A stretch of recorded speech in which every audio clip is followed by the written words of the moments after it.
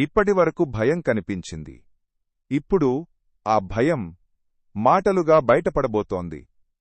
ఇప్పుడు మాట్లాడేది దుర్యోధనుడు.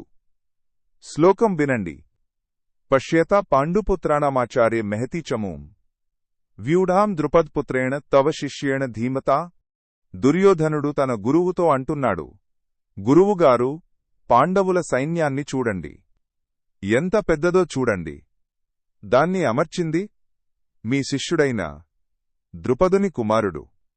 ఇక్కడ ఒక చాలా లోతైన సత్యముంది. దుర్యోధనుడు శక్తి గురించి మాట్లాడుతున్నట్టు కనిపిస్తుంది.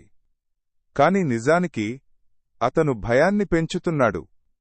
చూడండి, ఎంత పెద్దది, ఎంత బలంగా ఉంది. ఇవి ధైర్యం మాటలు కాదు, ఇవి ఇన్సెక్యూరిటీ మాటలు.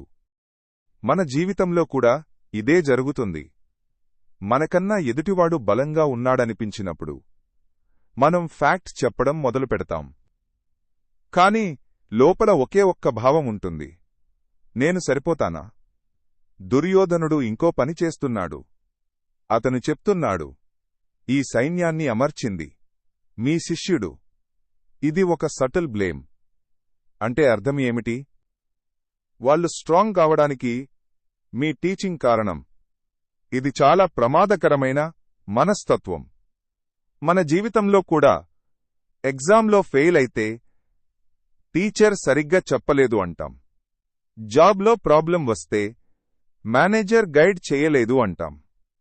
రిలేషన్షిప్ ఫెయిల్ అయితే వాళ్ళ అప్బ్రింగింగ్ అలా అంటాం. ఇది రెస్పాన్సిబిలిటీ కాదు, ఇది బ్లేమ్ షిఫ్టింగ్.